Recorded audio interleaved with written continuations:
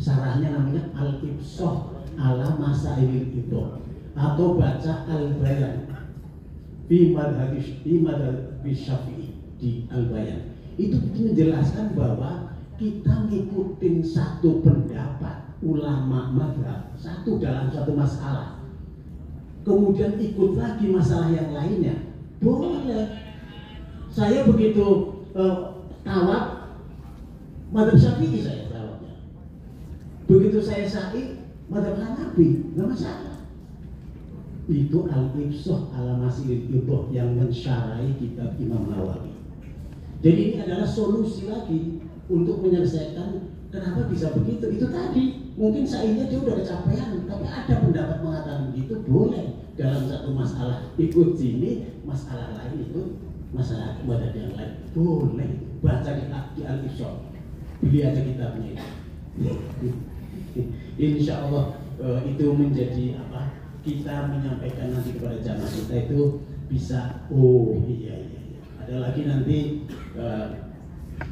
itu kitab untuk pembimbing mah kalau punya itu namanya apa ya, kitabnya saya lupa. Jadi kitab itu perbandingan antara Mekah dan Madinah. Jadi di Mekah kayak apa, di Madinah kayak apa, hampir sama mirip. Kalau kitab yang saya lupa itu bagus juga itu untuk para pembimbing bisa memberikan ini. Contohnya makanya dalam kitab itu kita di situ ada yang namanya Ka'bah. Di Madinah ada makam Rasul yang rebutan sama saja. Di situ ada air Zam-Zam. Di Madinah ada kurma yang nggak pernah berhenti sepanjang masa. Gitu. Di situ ada Hijri Ismail, di sana ada Robo. Begitu dibagi-bagi dalam kitab itu. Ya cari aja nanti insya Allah. tambah banyak ilmunya insya Allah. Kemudian tadi Ustaz meneruskan lagi apa ini? Oh, pindah madhab ya. Pindah madhab. Pindah dulu gitu maksudnya. Gimana Ustaz tadi maksudnya? Oh, kaitan dengan? Iya. Iya. Kalau kemudian tidak menggunakan mazhab lain, tapi wujudkan diri dengan mazhab Syafi'iyah, karena kan ada soal ada dalil seperti yang tadi disebut dalam kitab Dia Ustaz kita ada bahwa malam yuzahid, kita malmuskan berarti tidak datang. Iya. Tapi yang lamisnya kan datang. Nah ini apakah kemudian didahulukan? Oh sebelum. Jadi ya paham. Jadi begini, sama dengan pertanyaan ibu tadi, ya bahwa saya tidak akan bergeser dari madhab Syafi'i. Kira begitu. Tetap madhab Syafi'i senggolan laki korban jenis batal. Tapi kemudian saya sudah berusaha itu, tapi tetap kita madhab Syafi'i. Bagaimana kalau saya yang disenggol, tapi saya nggak nyenggol? Alamis wal malmus itu betul tadi dalam kitab itu Al-Musyidi, Umiyatul Musyidi. Jadi yang batal itu yang nyenggol, yang disenggol nggak batal. Jadi saya lagi tawaf nih, saya juga kayak begitu, saya pegang ini tuh, saya tawaf nih, bolak-balik tawaf gitu. Waduh, kanan kiri di belakang saya, wah cakep juga, biarin aja saya. Kan dia yang nyenggol kan? Iya, tapi saya jangan gini-gini saya. Tapi dia yang nyenggol saya, biarin aja, nanti lagi bu. Dia yang apa yang nyenggol itu yang batal, yang disenggol tidak batal. Itu salah satu dari pendapat yang masih menganut mazhab Syafi'i, itu betul tadi. Sehingga tidak langsung pindah. Jadi sekarang beliau juga begitu maksudnya, nggak masalah itu. Ya, bahwa terjadi seperti itu. Oke, saat kemudian enggak itu tuh maksudnya itu kan? Iya. Kemudian tadi dari ya ini dulu yang kelompok satu lah ya kedua. Tawaf ifadah apa? Tapi kan berurutan tadi sampai dia nggak bisa bayar dam, tapi dia nazar bayar damnya nanti di Jakarta. Kan gitu tadi ya? Iya. Ini gimana ini, boleh apa enggak? Jadi bapak-bapak, ibu-ibu, ini kan di kita ini lagi dirancang tentang dam. Apa dam dipotong di sini, apa dam potong di sana. Nah, itu dia. Tuh. Katanya itu yang sudah diserahkan itu diberi wewenang apa Basnas apa saya belum tahu persis. Iya, iya. Itu hasil mudzakarah apa hasil sudah apa gitu. Saya pernah dengar mudzakarah itu antara PBNU, kemudian Muhammadiyah, Majelis Ulama ikut mungkin gitu, apa ada ikut Majelis Ulama gitu. Itu bahwa tentang dam itu boleh dipotong di tanah air. Ya, kalau Nabi dulu beliau nggak mau dam yang bisa dipotong di tanah halal itu karena beliau tertahan di Hudaybiyah. Mau masuk ke Hudaybiyah ternyata tertahan oleh musuh. Akhirnya nggak bisa terus, suruh pada tahalul di situ jamaahnya Nabi, sahabat-sahabat Nabi. Akhirnya langsung tahalul potong dam di situ tanah halal. Itu aja. Al-Quran kan bilangnya hadiyam balighul Ka'bah. Nah, kemudian berkembang ini, termasuk di Indonesia ini, jamaah kita ini kan 200.000 orang. Kalau itu damnya satu orang itu kurang lebih 2.400.000 kali 200.000 orang berarti berapa? Nilai ekonominya. Saya lihat dari sisi nilai ekonomi, kemudian dari mustahiknya, katanya yang ikut mudzakarah. Itu yang disebut makus itu syar'i, saya dengar begitu katanya. Daripada dibuang-buang itu daging, potong aja di sini. Itu kemudian baru diputuskan akhirnya nunjuk Basnas kali begitu. Nggak tahu, saya Kementerian Haji sekarang itu seperti apa seperti itu apa enggak, saya nggak tahu ya. Akan seperti itu kalau tujuannya makus itu syar'i atau apa itu hasil mudzakarah, hasil pedoman itu kan memanggil dari PBNU, dari PP Muhammadiyah, kemudian dari mana? Saya nggak ikut. Anak bariku minal. Saya nggak ikut itu. Iya. Itu tadi ya. Jadi kalau ibu mau pendapat itu, kemudian itu sudah ada keputusan, boleh ikutin itu bu. Saat kan duitnya habis tadi, model kayak gitu kan. Mau potong sini aja, damnya. Dia tawaf tadi kan saya harus bayar ini. Onta bisa, tapi duitnya ada kontrakannya banyak di Jakarta. Udah potong sini aja, itu dasarnya itu. Ibu ikut pendapat itu kan, yang diputuskan tadi. Ya, jadi ibu tinggal ikut aja, yang nanggung sah atau tidaknya tadi pendapat itu ya. Iya gitu ya, Bu ya. Kemudian mana tadi? Di tanah air tadi ya. Sudah niat ikhram tidak. Sudah niat ikhram tapi niat doang di mikot, tidak meneruskan, terus tidur apa nggak mau melaksanakan, iya kan? Yang tanya siapa tadi? Ibu siapa tadi? Bu Mana? Iya. Itu kalau terjadi jamaah kita seperti itu tetap harus meneruskan. Diingatkan Al-Qur'annya wa atimul hajja wal umrata lillah. Sudah diteruskan, nggak boleh. Sama dengan begini, sama dengan saya sudah niat saya umroh atau saya niat haji. Terus saya nggak melaksanakan, saya pindah aja dah lagi. Mau badal aja buat bapak saya, nggak boleh itu. Harus atimul hajja wal umrata lillah. Nggak boleh main-main kayak gitu. Nah itu ada di saya ada situ tuh. Saya ngutip dari pernyataan Syekh bin Abdul Aziz bin Baz, itu mengatakan tentang perubahan niat seperti itu, kemudian tidak dilaksanakan, pindah lagi orang lain, itu nggak boleh. Beliau mengambil dasar itu, watimul hajja wal umrata lillah. Kemudian, mana? Ya. Maksudnya mereka tuh udah pulang cerita sama orang kalau dia sudah ngambil mikot tapi tidak melakukan tawaf dan sa'i dan ta'alul. Yang menjadi pertanyaannya, apakah mereka yang sudah kayak begitu harus umroh lagi atau harus ibadah? Iya harus berangkat lagi itu. Kemudian dia kalau sudah niat belum selesai, belum tahalul, nggak boleh sama istrinya atau suaminya bergaul. Itu iya. Iya, itu bahaya itu begitu. Nah, Nggak meneruskan. solusinya apa namanya, kalau dia masih sehat waras ada biaya berangkat lagi. Kalau nggak ada biaya nggak cukup, minta diterus dibadanin aja sama orang lain, telepon di sana di Mekah sana, tolong saya selesaikan. Sama dengan ibu-ibu ini perempuan mau pulang, loh mau pulang udah kumpul semua, dia dicari-cari nggak ada, ibu-ibu ini udah pada naik semua bis mau ke Jeddah, baru ketemu ibu itu, ditanyain, Bu sudah tawaf tawaf wada? Enggak, kebetulan bukan nifas, kan wajib itu. Kalau ketemu seperti itu suruh pulang aja, nggak kena dam. Karena dia apa? Nggak sengaja dan dia dalam kondisi lebih bingung seperti itu.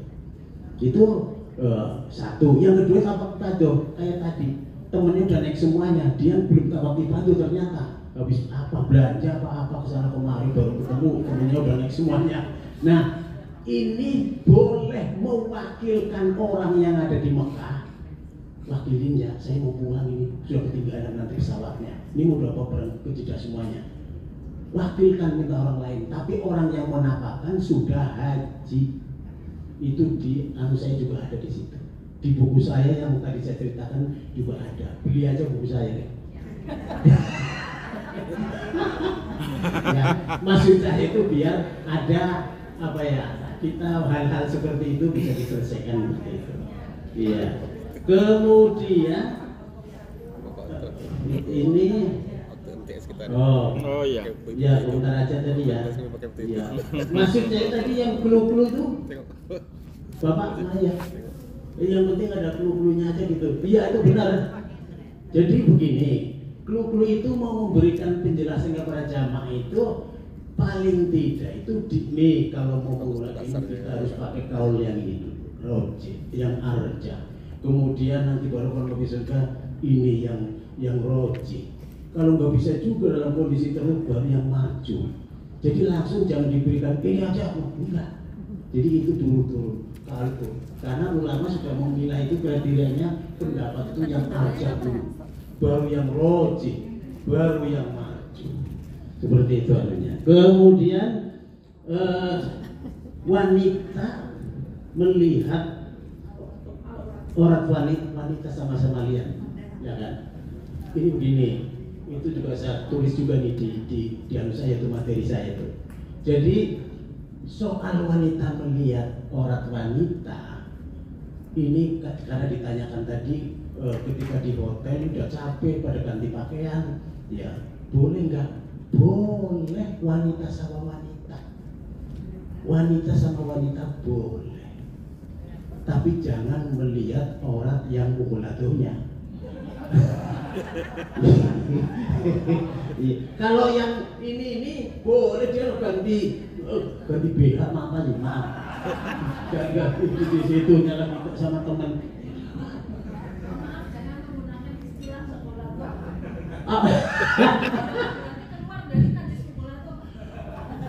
Enggak, mazhab Maliki membagi orang dua, orang mughalladhu wa mukhaffafah. Mazhab Maliki, saya ikut mazhab Maliki. Jangan cuman pikirannya najis itu mughalladhu sama mukhaffafah. Iya. Oh gitu ya tadi. Itu maksudnya nggak boleh.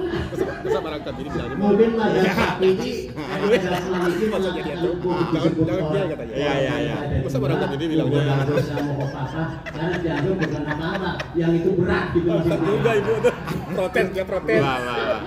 Iya. Ya itu ya. Jadi ini banyak terjadi karena di hotel lagi baru nyampe capek mau gantian ganti pakaian ya, atau kamar mandi, itu nggak masalah. Malah ini yang sering itu boleh tadi ya, nggak masalah, sama. Termasuk laki-laki juga begitu, nggak usah khawatir. Yang penting jangan itu dilihatin ya. Yang banyak begini, jamaah ngadu, kok saya di Arafah begitu antri wudu, ini jamaah yang ngadu nih, kok pembimbing saya katanya udah wudu aja pakai baju gak usah dibuka, orang Orang gak usah dibuka itu lengannya bajunya, langsung aja diguyur baju. Ini kok masya Allah si pembimbing itu gimana kok bisa begitu? Padahal yang saya pelajari, yang mungkin bapak-bapak juga ikut baca, yang air itu harus ada jari ulma. Jadi air itu harus ngalir kan? Itu di anggota apa wudu itu. Kok begitu itu? Gitu. Jadi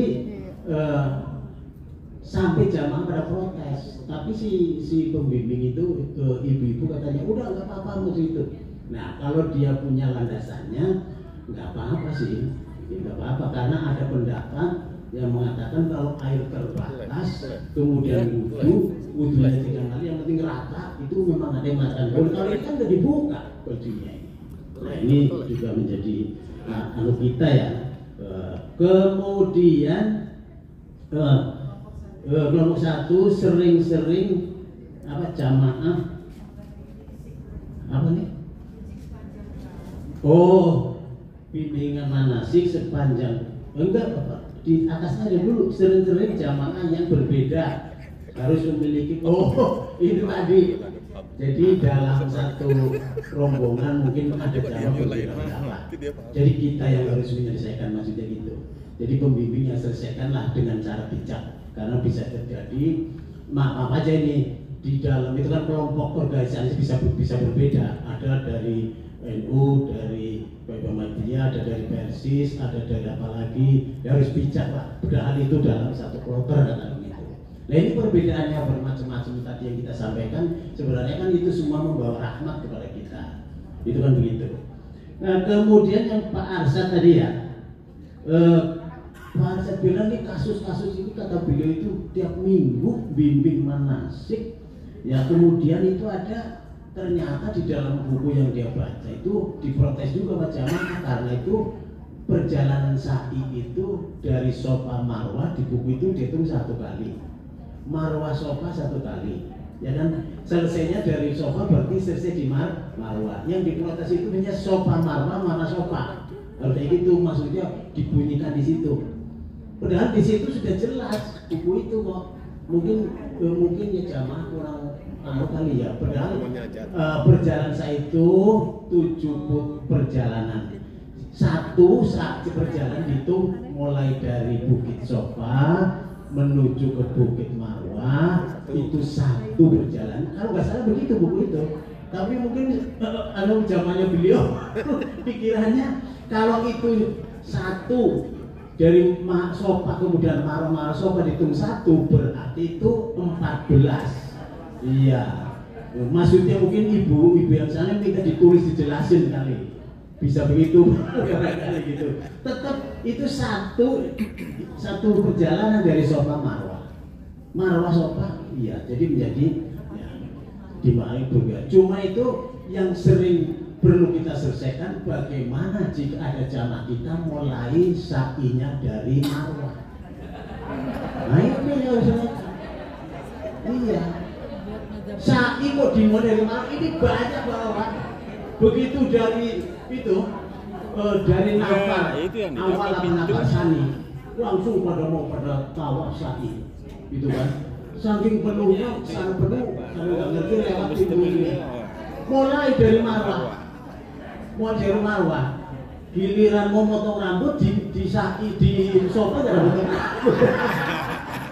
Kalau terjadi begini pembimbing harus gimana? Disuruh tambah 1 lagi supaya selesainya tetap di Marwah. Langsung ke Marwah. Jadi Marwah dia masuknya. Jadi banyak kayak gini nih, banyak itu. Jadi itu harus diselesaikan seperti itu. Nah kemudian beliau tadi Pak Ustadz Aksad itu tanya bagaimana kalau kita mau kain ihramnya kena najis, kemudian mau ganti aja pakai sarungnya dipotong aja, mau sarung warna belang-belang apa-apa itu boleh nggak? Boleh nggak apa-apa. Yang penting sarungnya udah dipotong.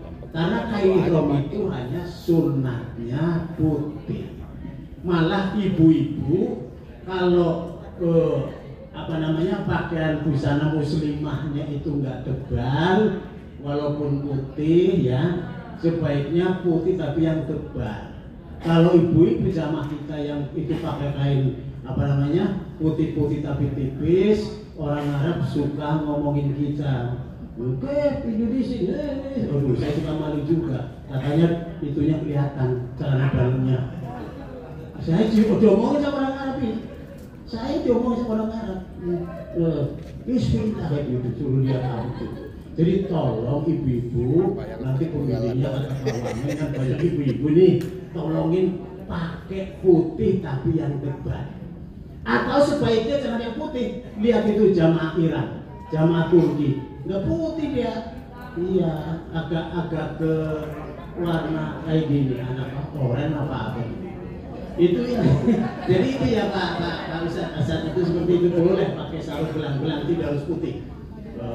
Ya, terus ada yang nanya lagi, saya pakai ihramnya karena musim dingin, saya bukan laki-laki, bukan 2 lembar ini double di atas double, nggak apa-apa gitu, karena dia kedinginan banget. Nah, terakhir ini saya ingin menyampaikan, ini sudah ya kalau tak salah ya, masih ada?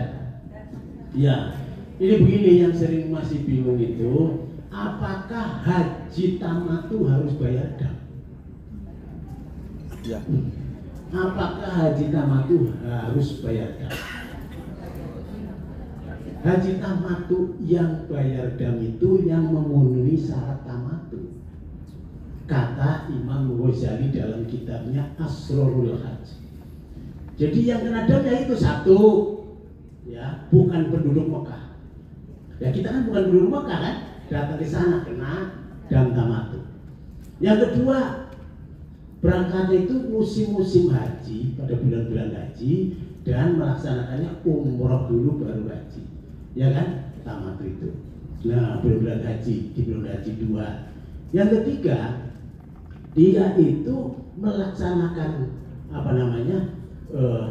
nanti begitu umroh selesai, begitu niat haji, dia di tempat di mana dia niat umroh, balik lagi ini tadi mikot umroh, ya.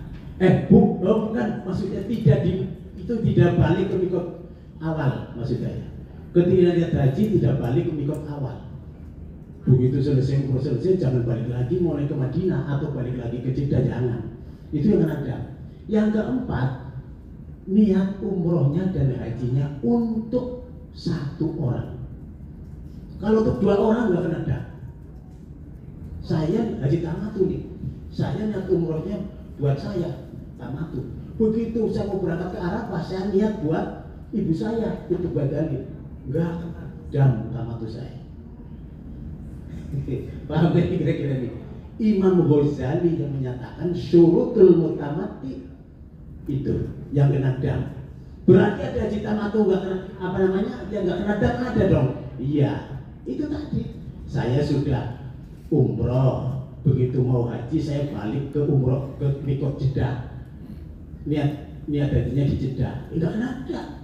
Atau balik lagi ke Madinah, niatnya dari Madinah, nggak kena dam karena balik lagi yang pertama. Atau saya tadi niat hajinya buat ibu saya, umrohnya buat saya, nggak kena dam. Atau saya umroh sampai ke Mekah udah selesai niat tamatu, tahu-tahu saya pulang ke Indonesia, pulang di Indonesia. Begitu pas mau kloter akhir saya berangkat lagi, nggak kena dam tamatunya. Jadi begitu. Jadi tamatu yang kena dam itu yang memenuhi tadi itu, ya, yang memenuhi tadi itu. Tidak semua tamatu kena dam.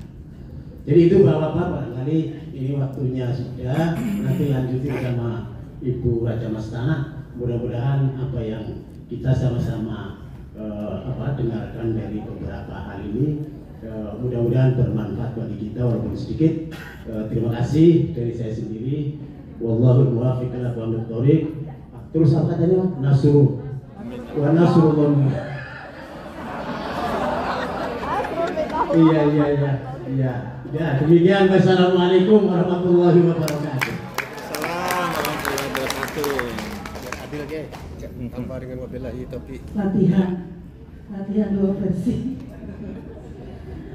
Izin Bapak Ibu sekalian yang saya hormati, memang bicara fikih haji itu masih luas lagi, belum selesai, kita berumroh ya Pak.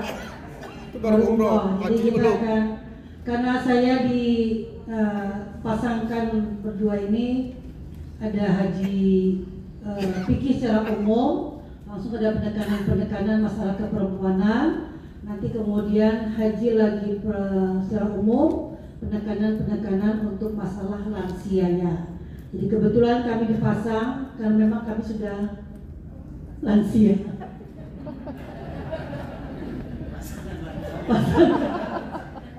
Pasangan lansia. Baik, izin Bapak Ibu sekalian yang saya hormati, saya ingin mencoba untuk menambahkan ataupun menekankan terkait dengan masalah haji perempuan. Saya ingin berangkat dari pernyataan Wamen kemarin ini, itu yang agak terganggu, bahkan tadi malam saya diskusikan dengan Pak Yai. Kalau dulu petugas haji perempuan itu diprioritaskan, bahkan diporsikan, izin tahadus bin nikmah 2003, baru kemudian ada TPIH perempuan 2003. Itu waktu itu Pak Yai selaku direktur dan tahadus bin nikmah. TPIH perempuan pertama adalah Al-Fakir, saya. Jadi itulah yang kemudian Pak Taufik Kamil Allahyarham pertahankan, mesti ada perempuan-perempuan selanjutnya, TPIH selanjutnya. Jadi saya ingin yang berikan menjadi TPIH terbaik, karena Taufik Kamil Pak Dirjen waktu itu mengharapkan ada petugas ibadah perempuan.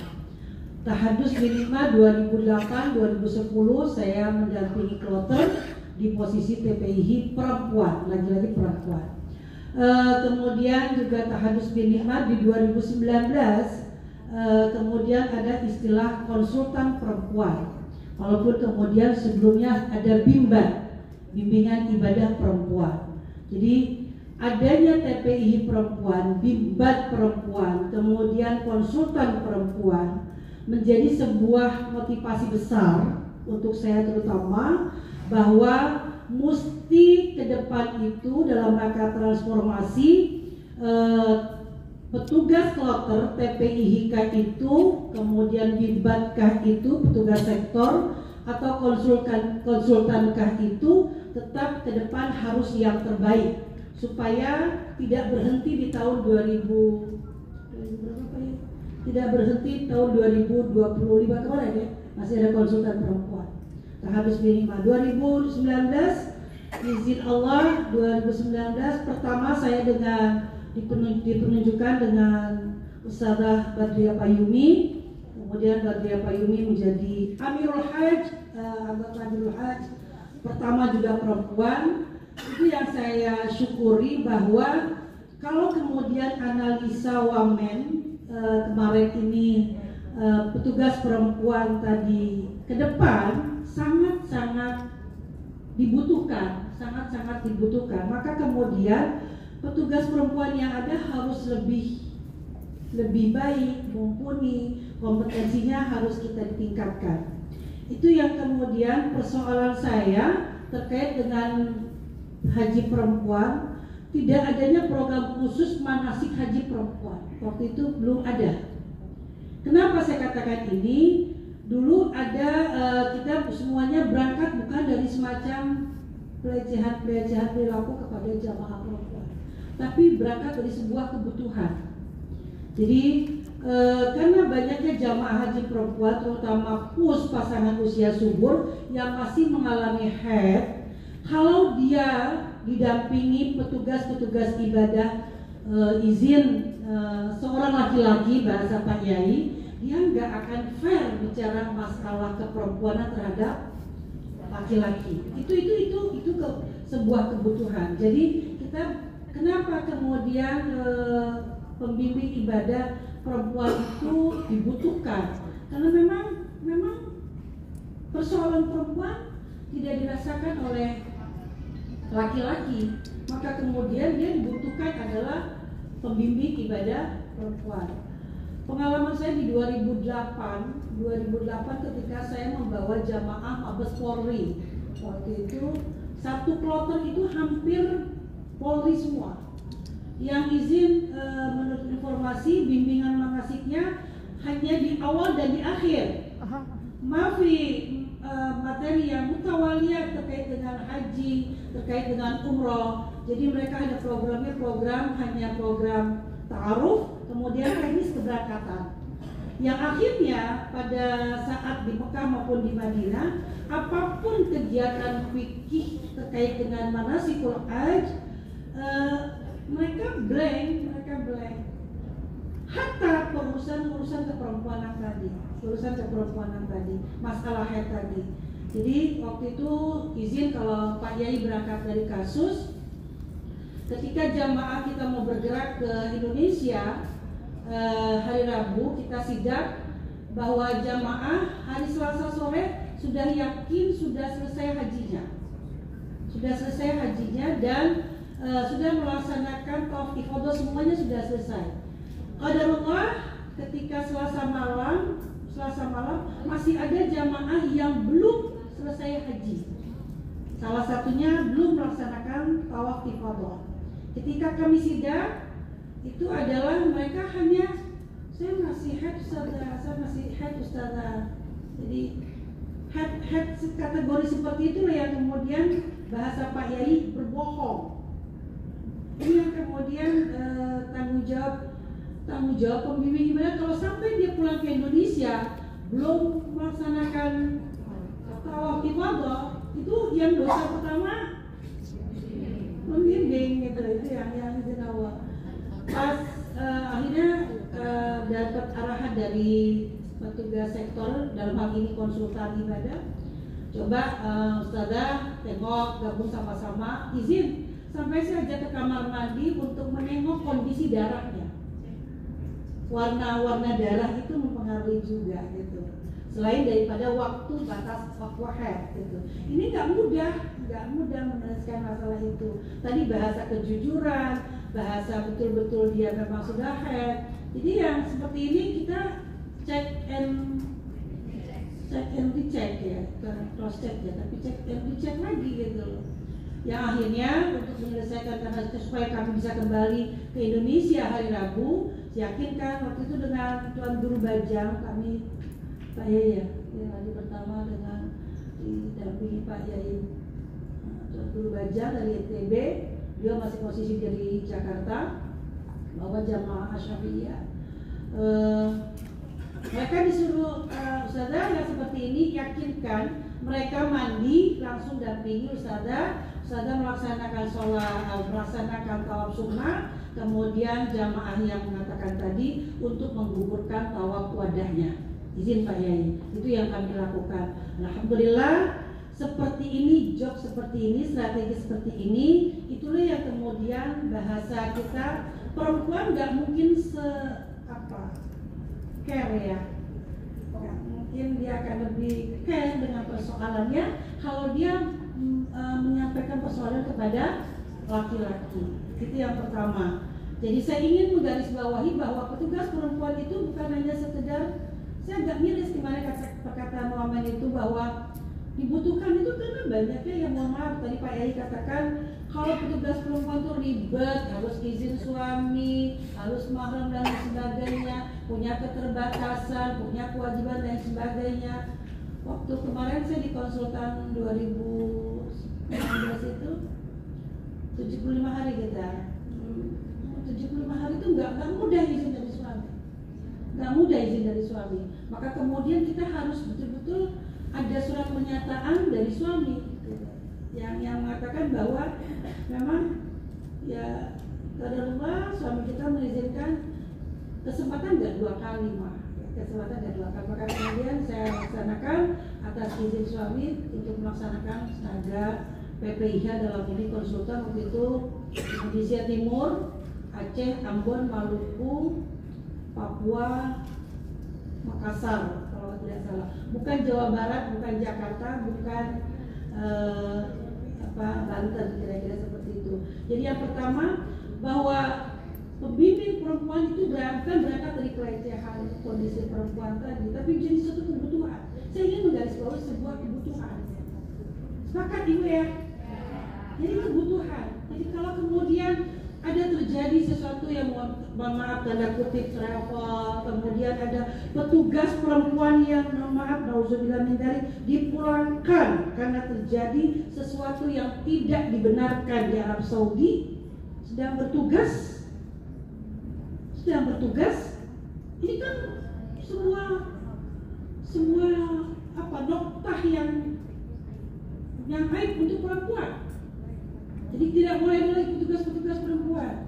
Maksud saya, ya waktu itu Pak Yai hanya bilang, ya inilah kalau Arab Saudi tinggal pisah dengan suami lama waktu, kondisi Arab Saudi panas, kemana-mana perempuan nggak berani sendiri, selalu didampingi laki-laki. Yang kemudian terjadilah kedekatan-kedekatan seperti itu, yang nauzubillah menjadi terjadilah yang tidak kita inginkan. Maka sebelum haji selesai, petugas itu pulang.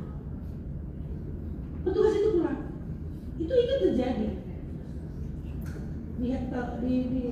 Saya ingin tidak mengulangi, bahasa wamen tidak akan terjadi kondisi itu. Jadi pelecehan itu terjadi hanya oknum gitu. Tapi itu membuat pencitraan untuk perempuan-perempuan selanjutnya. Yang kedua, saya juga ingin sampaikan bahwa perempuan itu punya, bukan saya katakan kalau keterbatasan, satu kebutuhan memang dibutuhkan tadi, berbagai persoalan, berbagai aspek tadi. Ketika dia di Madinah, terutama di Madinah, babun nisa wa babur rijal beda. Dan mohon maaf ketika kita bicara survei dari profil jamaah haji di tahun 2025 saja, profil kita untuk jamaah haji dari 201.000 itu 1% orang yang sudah haji. Jadi hampir 98 sekian persen itu belum haji. Hatta dia melaksanakan ziarah di Madinah. Ketika dia di masa di Madinah, untuk dia menikmati walaupun sekarang sudah berbasis aplikasi untuk ziarah raudhah ya, nggak sembarang waktu ketika tahun-tahun sebelumnya. Kemarin juga ada yang nanya ke Ustazah, kalau kemudian saya arba'in di Madinah dalam posisi 8 hari, head terus, saya nggak pernah menikmati raudhah gitu.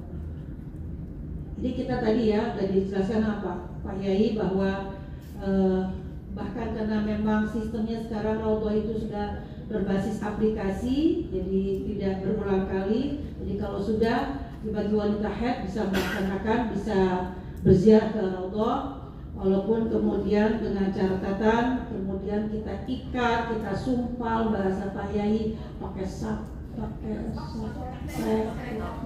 karena dia nggak tahu dia pakai sap, karena takut fitnah jatuh dan lain sebagainya. Hal-hal seperti ini izin teman-teman, kita beri kesempatannya seperti itu.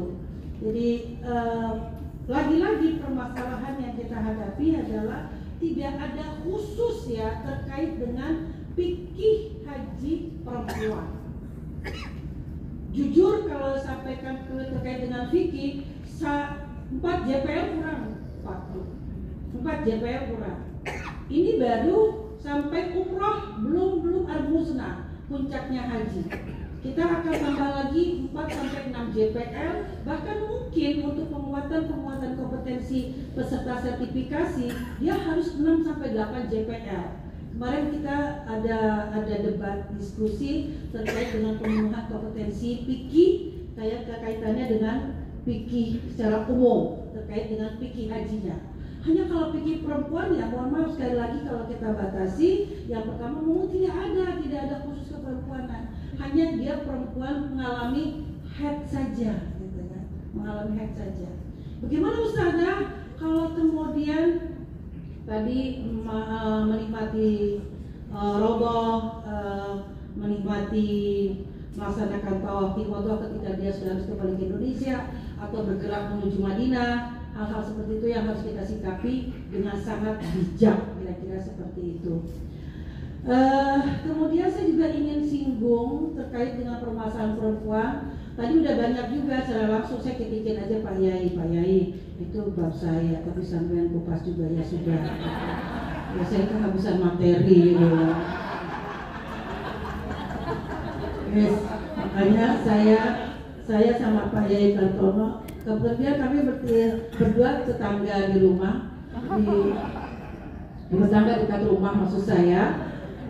Kita cincai saja ya materi saya, pokoknya saya ke perempuan dia singgung lagi habislah materi saya gitu.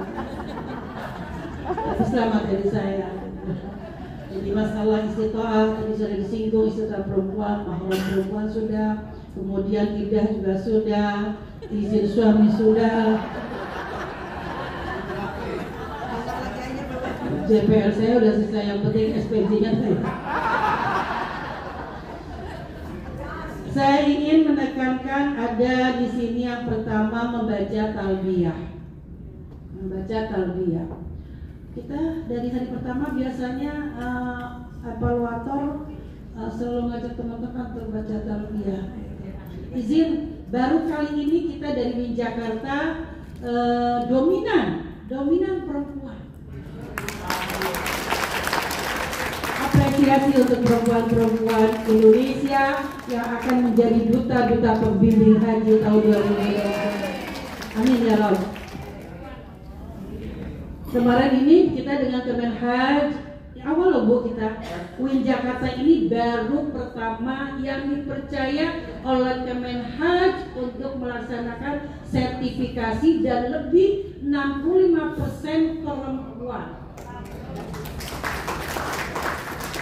Saya bangga dan saya bersyukur. Saya japri teman-teman saya perempuan, yo akademisi, yo praktisi, yo para praktisi ormas, kita ramaikan petugas-petugas perempuan. Kenapa ini menjadi satu macam kebanggaan tersendiri teman-teman? Karena ya mohon maaf, kalau talbiyah itu dibaca tahun 2010 saya bawa Asy-Syafi'iyah. Asy-Syafi'iyah itu ayah Allahyarham Bapak Kiai Haji Abdul Rashid Abdullah Syafi'i. Kebetulan beliau punya putri Ustadzah Hajjah Radaya. Dia punya suara bagus, jadi bagus dia punya suara. Dan dia manfaatkan untuk membaca talbiyah. Dalam permasalahan keperempuanan, talbiyah itu suara perempuan itu menjadi aurat di sana. Yang ketika di sana dia mimpin doa tawaf, mimpin sa'i, suaranya tuh melebihi Pak Kiai, bahkan lebih merdu. Kalau Pak Yai kan labbaik Allahumma labbaik la syarika laka biasa aja. Tapi ketika perempuan jadi biasa banget gitu. Jadi talbiyahnya itu agak mengayun. Ketika mengayun itulah yang kemudian menurut Pak Yai menjadi fitnah suara perempuan. Kemudian itu menjadi penyemangat. Jadi ketika labbaik Allahumma hajjan, labbaik Allahumma umratan, tidak ada zikir yang gampang diucapkan selain kalimat talbiyah. Imma di dalam perjalanan di bus ataupun dari hotel menuju Arafah. Itu suara perempuan dimainkan Pak Yai. Jadi lebih berfungsi. Suara Pak Yai pokoknya nomor 10. Suara perempuan bisa lebih mengayunkan. Jadi inilah yang kemudian kita harus fungsikan, bahwa sesungguhnya suara perempuan itu menjadi aurat untuk laki-laki, untuk kita manfaatkan ketika kita memimpin ataupun mendampingi calon jamaah. Kemudian juga saya ingin tekankan bahwa ada minum obat, terkait minum obat. Jadi perempuan itu katanya menunda haidnya boleh anil mar'ah tasrabul dawa yartafiya haidha walam yarba bihi ba'san. Boleh dia minum obat. Persoalannya kemudian adalah teman-teman, obat ini nggak jamin. nggak jamin ternyata. Sekarang itu bukan primolet, dulu primolet ya teman-teman. Sekarang itu ada yang lebih top chair, lebih bagus. Walaupun ada bahasa dari teman-teman kesehatan, ini bukan dari puskesmas tapi dari dokter pribadi. Itu lagi-lagi obat tidak menjamin. Saya katakan tidak menjamin. Yang pertama, kondisi wanita dengan wanita yang lain beda-beda, punya stamina yang berbeda-beda. Ada yang mungkin dia minum obat betul-betul bisa berhenti darahnya, bisa enggak head. Tapi juga bisa ada yang dia minum obat kemudian dia tambah bleeding, tambah pendarahan. Jadi dulu lagi-lagi dengan Pak Zainul Majdi apa dengan Pak Manarul waktu itu kasih jok ini Pak Yai apa minum siwak, bukan air siwak. Jadi Pak Manarul siwak itu direndam di apa? Diminum airnya gitu. Ya alhamdulillah kita meyakini itu. Ada juga jamaah yang ketika blooding nggak mau berhenti. Kalau blooding kan bukan lagi itu banjir, kesian dia darahnya itu tambah. Itu lagi-lagi mohon maaf ketika saya survei baca kesehatan itu bukan kondisi jumlah komposisi obatnya, tapi dia punya fisik berbeda tadi yang saya katakan. Jadi obat ini izin Bapak Ibu sekalian enggak kemudian semata bisa memberhentikan, semata kemudian bisa menahan bagaimana posisi wanita tersebut. Bahkan ya mohon maaf sampai tahun 2000 berapa Pak Yai yang saya mendampingi jamaah saya stres gila itu. Jadi wanita ini kalau lagi head, wanita tuh punya perasaannya beda ya Bu. Halo. Perempuan kalau lagi head dia punya emosionalnya agak main ya, agak main.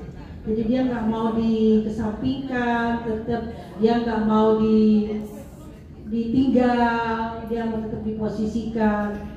Nih kadang jamaah laki-laki suami ketika istri ngalami head diberlakukannya kelihatan nggak manfaat gitu. Ini yang mungkin nanti bagian dari penyuluhan ya. Jadi wanita head itu bukan nggak manfaat gitu. Jadi sederhana banget memahami perempuan kalau wanita lagi head percuma kamu wajah mokah. Tuh perempuan kalau digituin tambah nervous loh, tambah nggak berhenti darahnya. Jadi yang kayak gini ini mohon maaf, saya dengan dokter waktu visit itu ini wanita nggak sakit, nggak apa gitu loh, hanya head aja. Ketika tanya ternyata dia terlalu ditinggal oleh suaminya. Suami yang baik kan, ya sudah mah tetap kamu ikut ke masjid walaupun kamu nggak sholat. Nanti saya akan sholat di luar masjid saja, kan gitu. Jangan dibilang percuma kamu saja. Jadi batasan wanita di Lampung itu karena dia lagi nggak head gitu. Sederhana banget kan gitu, nggak boleh kan dia. Jadi ketika ditensi, ya kan ketika di contoh Pak Yai dia aja nggak tahu kan. Ya pasti kalau ada wanita head dia nggak, tapi dia berjumbu. Wah berjumbu, Rasulullah berjumbu ketika Aisyah juga head. Ya kan? Jadi kesian banget perempuan kalau lagi head. Coba lo buat ngajak semari, nggak ada gunanya. Ya, ini terjadi Pak, terjadi. Saya waktu itu bawa jamaah dari Tauhid, Agim, saya bawa Agim. Saya visit dengan dokter, tensi normal, hanya perasaannya nervous aja, ditinggal oleh suaminya. Izin saya. Ya ini bagian dari penyuluhan kita untuk menyampaikan bahwa jamaah besok ketika kita memberikan penyuluhan kepada jamaah laki dan perempuan, yang laki juga harus dia bisa gandeng istrinya, yang istri juga bisa memahami kemauan suaminya Bu. Tadi kalau disinggung masalah apa Pak Yai boleh nggak jima gitu. Jadi masih ada tuh jamaah yang takut setor haji karena di sana katanya takut nggak bisa jima. Ya Allah, ya Rabbi, mana para penyuluh gitu kan ya. Masya Allah. Kan padahal di sana kata Ustaz Zain enak banget. Ustaz Zain nggak bawa gebetannya dia. Jadi dangkalnya masih masyarakat kita ketika labbaik Allahumma hajjan, labbaik Allahumma umratan, kesannya nggak boleh nyampur. Masih ada itu, masih ada. Padahal nikmat banget kata Ustaz Zain. Masa? Yang seperti ini laki-laki pun ketika punya keinginan, ya ini ya juga harus dipahami oleh istri, gitu kan? Ketika bersuami istri. Jadi laki-laki itu kalau udah punya keinginan, ini jadi saya bahas ini ya. Karena saya nggak bisa materi. Enggak, memang terjadi. Maksud saya memang terjadi. Dan ini satu kebutuhan. Bapak-bapak itu nggak bisa ke masjid kalau kebutuhannya belum terpenuhi. Panasnya panas nggak jelas, darahnya tingginya nggak jelas. Punya keinginannya yang juga nggak jelas. Izin, mohon maaf. Ini survei membuktikan, bukan sekilas info. Ini kenapa? Serba gak jelas. Tensinya tinggi tapi normal, sehat, hanya punya keinginan itu. Yang istri ego mau ibadah terus. Yang istri ego mau ke masjid terus. Padahal suaminya istrinya pergi ke masjid melulu. Ini udah berangkat lewat dong. Ini udah lewat. Masalahnya udah lewat. Ini yang bahasnya babul suami punya hajat.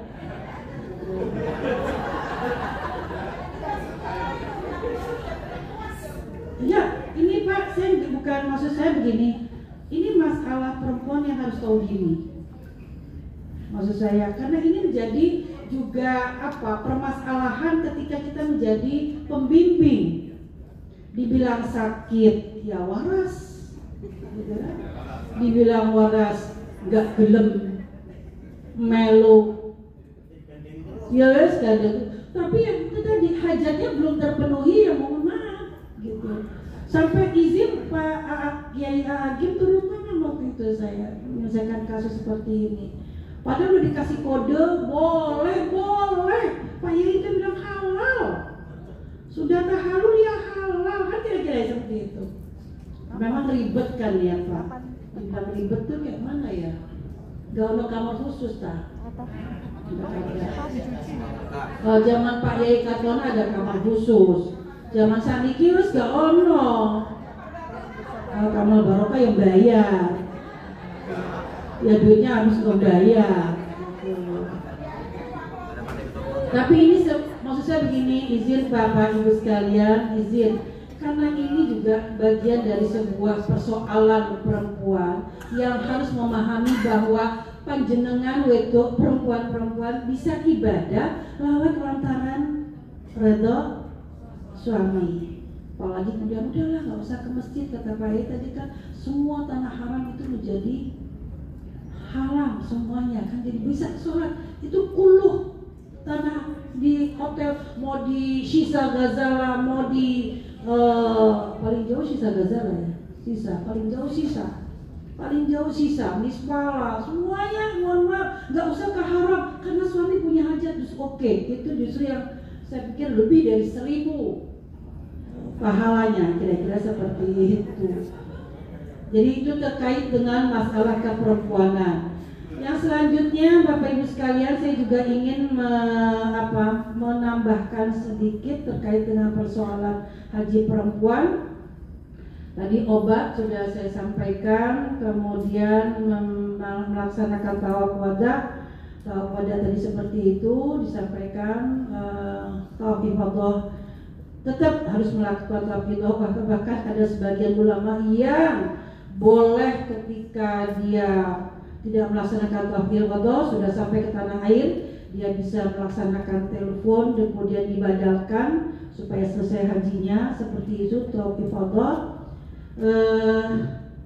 Kemudian yang tidak kalah pentingnya, Bapak Ibu sekalian, tadi ada Pak Yai Kartono menyampaikan bahwa nggak tahu ya, kemudian saya ingin menggarisbawahi komentar Pak Wamen kemarin, Pak Yai, mungkin Pak Yai ini terkait dengan dam, Ustazah Umanah tadi tanya itu.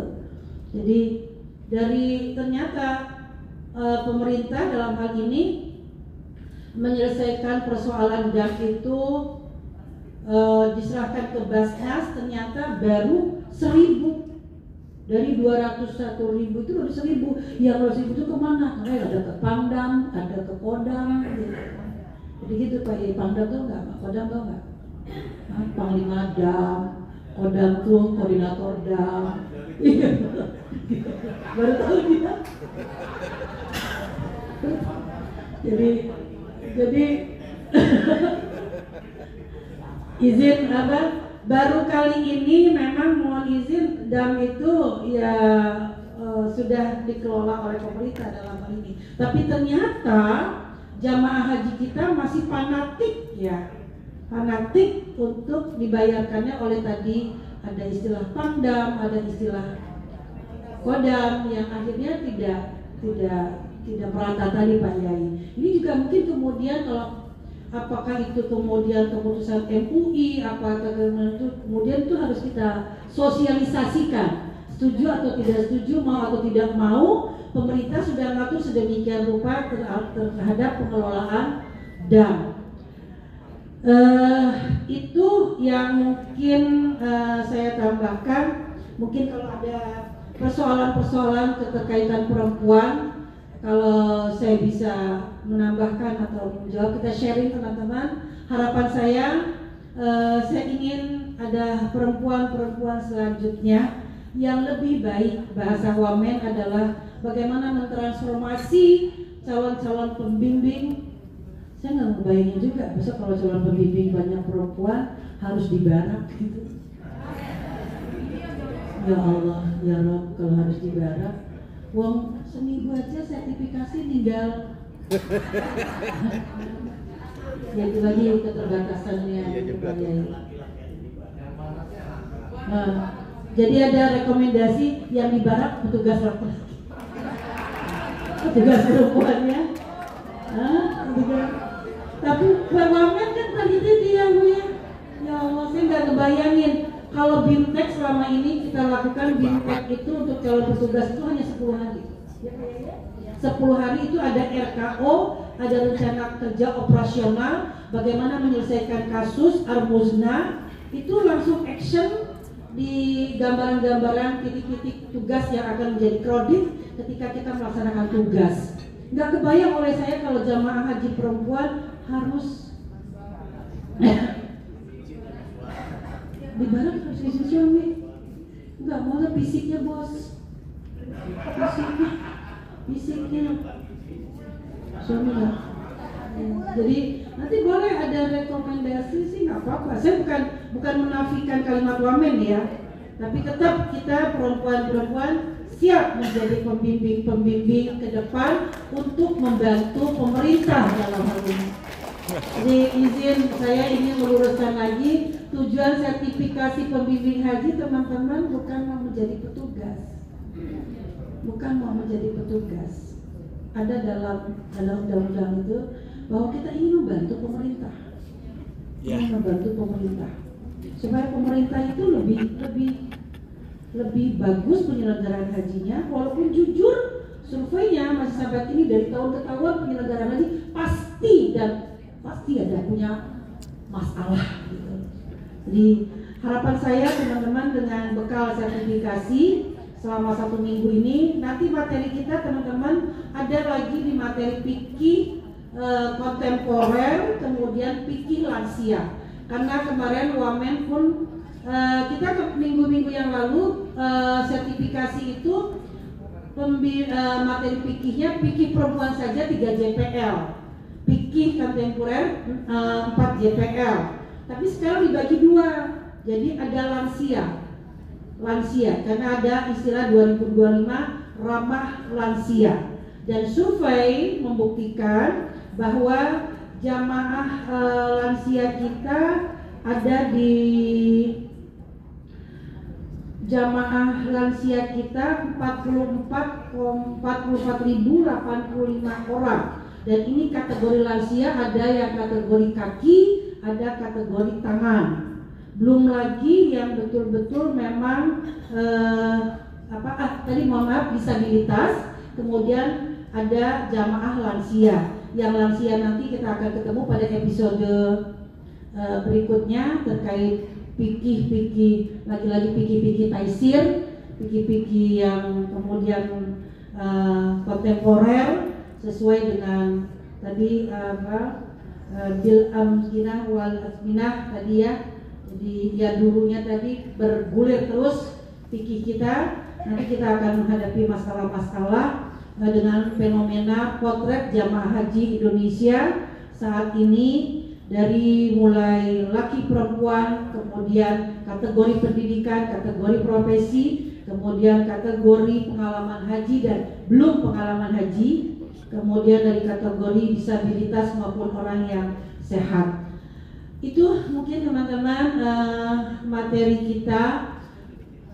Pak Yai masih mau nambah terkait dengan materi saya lagi juga tuh. Gak apa-apa saudara. Jadi waktu kita masih ada satu pertemuan lagi, pikir kontemporer, dan tidak tambahkan dengan pikir ramah lansia. Maka yang tampil lansia. Silakan Pak Yai sebelum saya tutup. Terima kasih Bu Ajeng Astana. Ini tadi sudah beliau sampaikan tentang haji wanita ya. Katanya saya diambil materinya saya, enggak saya. Saya kan karena terkait aja. Ini satu ingin saya sampaikan karena beliau tadi belum menyampaikan, dan ini menjadi petugas atau jamaah menjadi enak tenang kaitan dengan jamaah wanita sedang dalam keadaan haid ini. Apakah boleh dalam keadaan haid kita itu ikut masuk ke Masjidil Haram atau ikut Masjidil Nabawi karena pengen ziarah di sana? Ulama berbeda pendapat. Madzhab Syafi'i, kalau in khofat al-withahu, kalau enggak dia takut bahwa itu akan turun darahnya berkececeran, ya jangan. Oh, berarti kalau bisa pakai tadi ya septok gitu. Kalau dia nggak takut itu orangnya, ya. Tapi kalau takut jangan gitu. Sama dengan madzhab yang lain. Tapi ini madzhab Hambali, dia berpegang kepada hadis Nabi bahwa dalam kondisi jamaah itu sedang dalam keadaan haid, ya, dia bisa berzikir di Masjid Nabawi atau Masjidil Haram. Ini yang tadi memberikan solusi untuk jamaah haji kita yang sedang dalam keadaan itu. Gimana saya kok nggak bisa masuk Masjid Nabawi, saya nggak bisa. Ini pendapat madzhab Imam Ahmad dan Muzani. Ibnu Munzir mengatakan boleh berjalan kaki atau dia di situ berdiam diri dalam masjid, karena alasannya hadis Nabi mengatakan al-muslimu la yanjus, bahwa orang muslim itu tidak najis. Dia tetap dia boleh situ dia. Ini pendapat beliau. Jadi ini barangkali menjadi solusi. Jangan sampai nanti jamaah kita ke Madinah nggak bisa, mau ziarah sulit masuk masjid, mau nggak bisa, kan kita dalam keadaan haid. Ini pendapat ini memberi solusi pada kita ini. Jadi bisa kita carikan solusi supaya jamaah juga nanti bisa masuk ke masjid, berdiam diri sebentar, walaupun dia tidak sholat, tapi pengen berpikir gitu ya bisa. Madzhab ini menurut madzhab Hambali, yang lain nggak boleh. Jadi kan tadi udah bicara tadi boleh. Ini solusi seperti ini barangkali menjadi pegangan kita. Karena Karena kita tuh pembimbing itu memiliki apa ya? Harus memiliki pemahaman lebih luas daripada jamaahnya gitu Mas saya. Tapi jangan dikeluarin semua. Jangan keluarin semua. Kalau dibimbing ini aja gini, ada persoalan baru selesaikan. Jadi begitu, kasihan nanti pusing jamaahnya gitu. Kira-kira itu saya nambah dikit aja ini untuk wawasan pemahaman kita. Tadi sudah banyak disampaikan oleh beliau, Ibu Haji Mastana. Terima kasih. Wassalamualaikum warahmatullahi wabarakatuh. Ada pertanyaan teman-teman? Ya, silakan dari kelompok. Sekarang dari kelompok 1 kali ya, tadi dari kelompok 5 ya. Hah? Dari kelompok 1 dulu kita beri kesempatan ya Bu. Kelompok 1 ada? Tidak ada? Kelompok 2? Ada? Kelompok 1 ada? Kelompok 1 silakan Bu, Ustazah.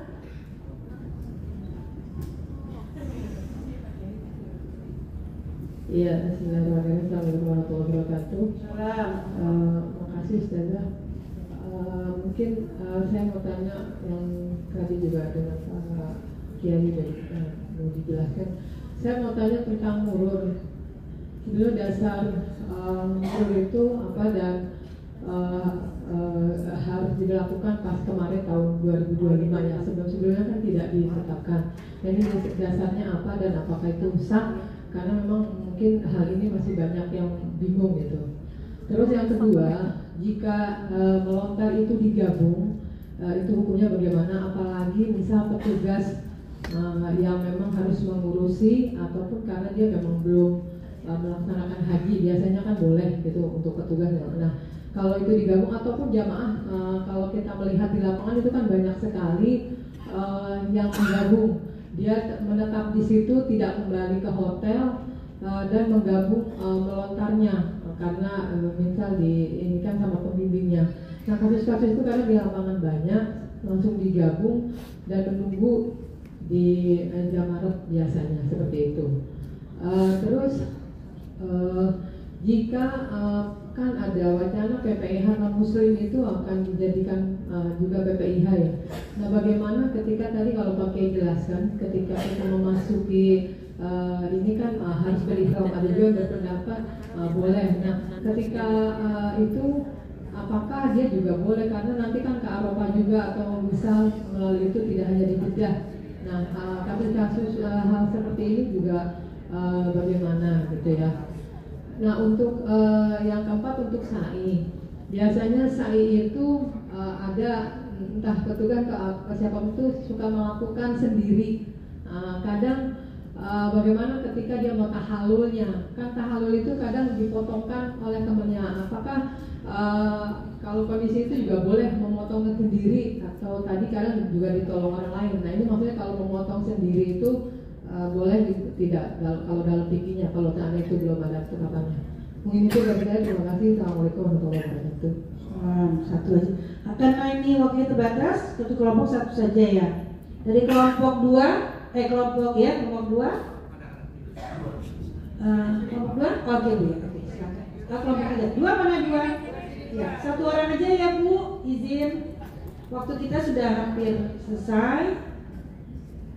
Kalau Pak Yai Katono jangan dibuka semuanya, simpan untuk masalah selanjutnya. Silakan kelompok 2. Baik, Assalamualaikum warahmatullahi wabarakatuh. Salam. Ibu Dr. Haji Mastana MSI yang kami hormati. Saya tadi tertarik dengan statement Ibu. Bahkan 2 sampai 2 kali Ibu mengulang tadi ya. Sederhana banget gitu memahami perempuan. Ya sampai 2 kali Ibu mengulang tadi gitu. Padahal kalau bagi kami laki-laki sebaliknya begitu. Ya saya ulangi kata-kata Ibu lagi. Ini berdasarkan survei, bukan sekedar info gitu. Ya. Bagi kami laki-laki hal yang paling sulit itu ialah memahami perempuan gitu.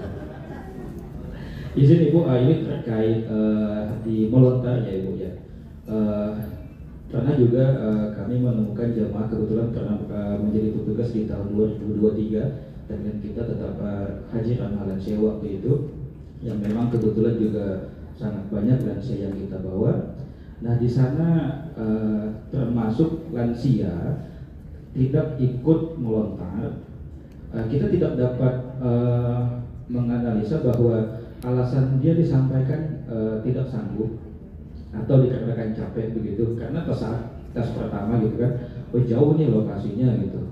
Nah tapi berikutnya beliau beralasan nggak sanggup, capek gitu. Nah, kita tidak dapat mendeteksi apakah memang betul dia tidak sanggup, artinya tidak sanggup ke sana alasan khusus syar'inya, atau memang hanya karena merasa capek saja gitu. Nah dengan alasan seperti itu sebagai petugas kita bagaimana solusinya ataupun menyikapi hal seperti itu. Begitu Ibu. Assalamualaikum warahmatullahi wabarakatuh. Haji lansia ya Pak ya, potret lansia berarti ya. Oke, kelompok 3. Oke, ya Ibu silakan izin. Ibu sama kelompok 3 ya. Satu ya Bu ya. Ya. Terima kasih. Assalamualaikum warahmatullahi wabarakatuh. Saya Linda Fedawati dari PWNU Lampung. Bapak, Ibu, Ustazah, yang ingin saya tanyakan begini. Sekitar 3 tahun yang lalu lah ada teman pulang haji terus bertanya ke saya, Ibu gimana hukumnya ya pada saat mikot mau wukuf di Arafah, kan sudah mandi sunnah gitu. Tapi beliau itu sedang posisi haid gitu kan ya. Mereka dia mandi wajib aja gitu. Nah terus tapi dia gak ragu gitu, maka dia menggunakan parfum.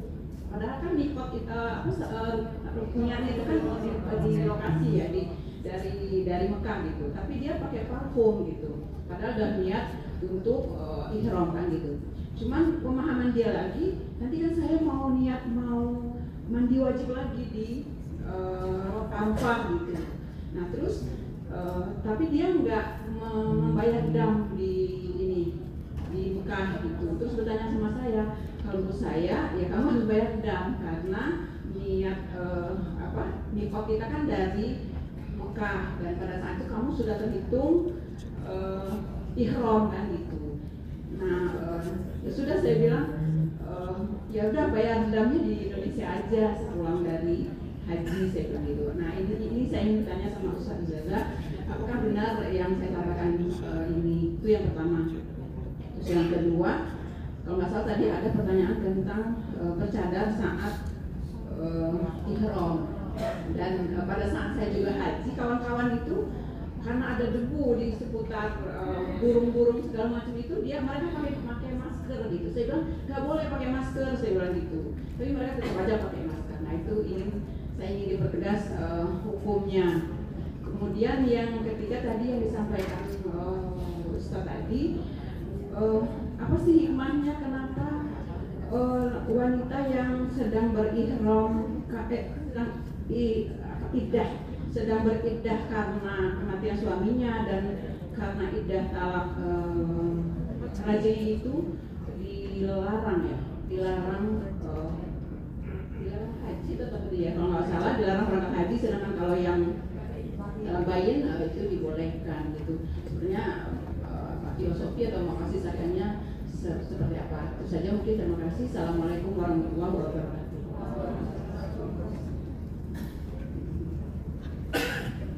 Kelompok 4, 1 orang saja, jangan pasien lagi. Yang lain. Ini Ibu. Iya. Karena banyak kan satu kelompok ya. Iya, di kesempatan yang lain. Ibu silakan Bu. Izin Raden. Baik, terima kasih. Assalamualaikum warahmatullahi wabarakatuh. Saya Sururin dari Muslimat NU yang tertinggal terkait dengan haji anak.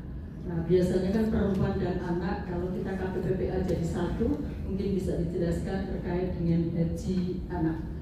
Terima kasih. Assalamualaikum warahmatullahi wabarakatuh. Oke, yang terakhir dari kelompok 5, ya 1 orang ya, Ulai ya. Oke, monggo.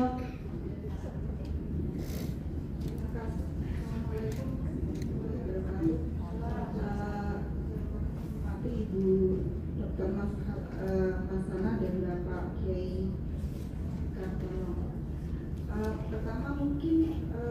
restu ya Ibu, karena berbagai persoalan yang dihadapi oleh perempuan sejak atau sampai sejak dulu, yang tadi sejak ada pemimpin perempuan pertama. Menurut saya pendekatannya bukan kasus, tapi mungkin kita lebih pandang secara umum ya, secara afirmatif ya. Kalau bisa sih ada fikih dengan pendekatan atau perspektif perempuan. Karena perspektif perempuan itu nanti ada soal reproduksi ya Bu.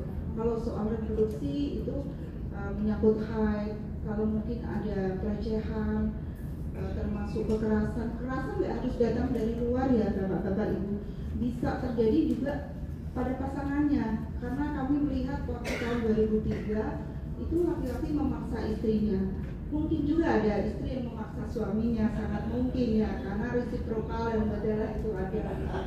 Jadi itu yang kami lihat, bagaimana setiap hari dia tidak ketemu, ketika haji ketemu 40 hari dengan pekerjaan yang sama, yaitu menunaikan haji.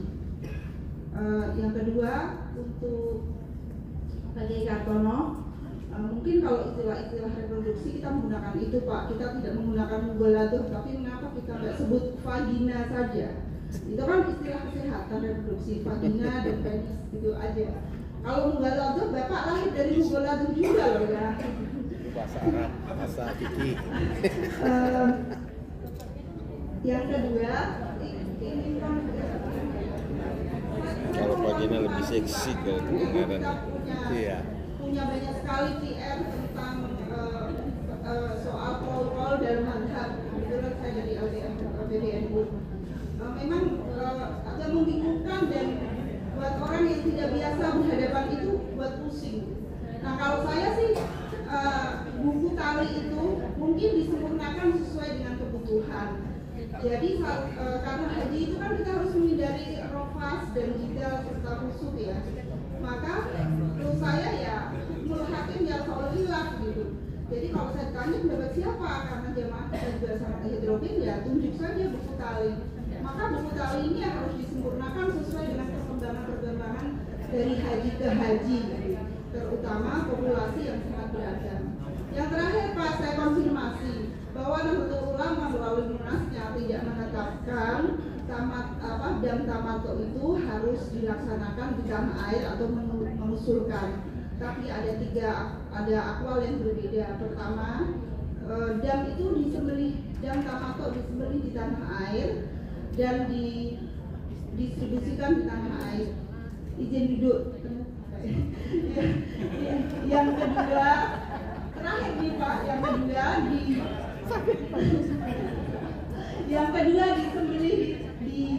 disembelih di tanah haram, didistribusikan di tanah air. Yang ketiga, disembelih tanah air, didistribusikan di tanah air. Tapi NU melihat alat tartib, kalau yang pertama dan kedua sudah tidak bisa, baru yang ketiga boleh dilaksanakan. Nah kenyataannya pada tahun 2023 itu Pak, dan saya itu sia-sia di Pelabuhan Tanjung Priok.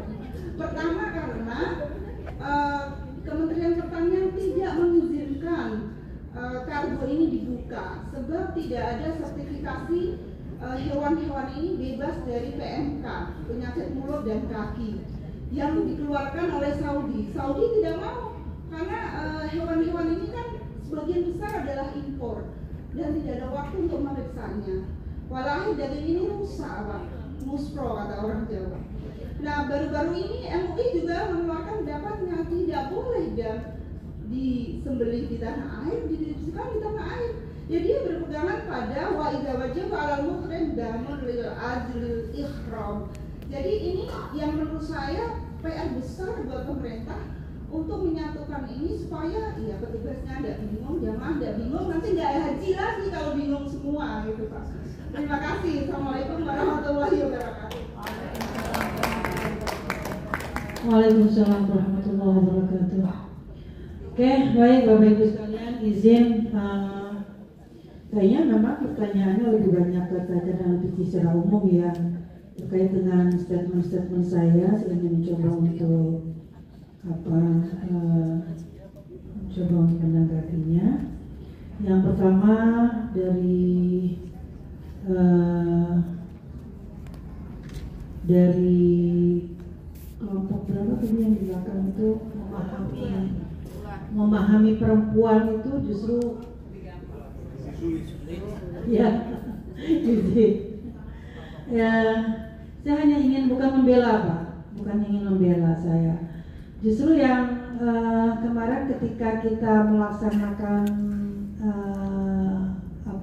pembekalan calon-calon petugas itu ada BIMTEK ya, jadi itu BIMTEK ada psikologi, materi psikologi.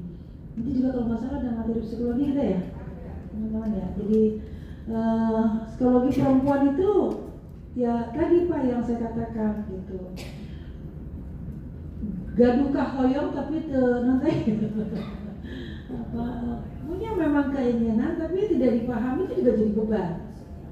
Mau ngomong takut, namanya perempuan itu ya harus patuh gitu kan, satu sisi gitu. Tapi satu sisi juga pengen dipahami gitu loh.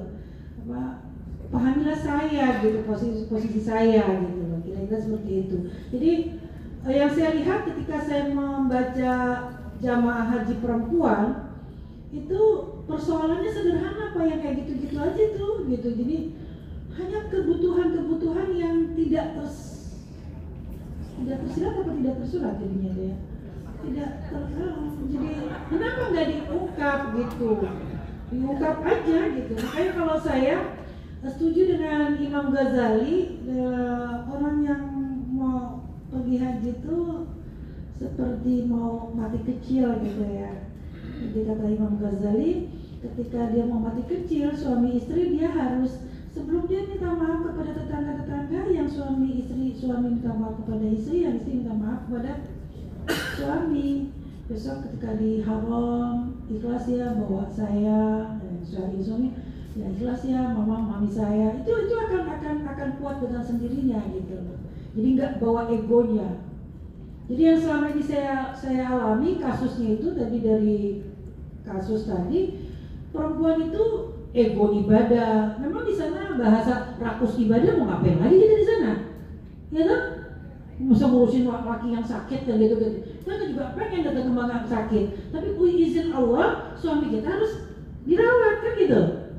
Jadi ketika dua pilihan itu terjadi, sholat berjamaah ke masjid atau nungguin suami di hotel. Suami di hotel juga nggak bisa ngapa-ngapain, kan bisa aja juga.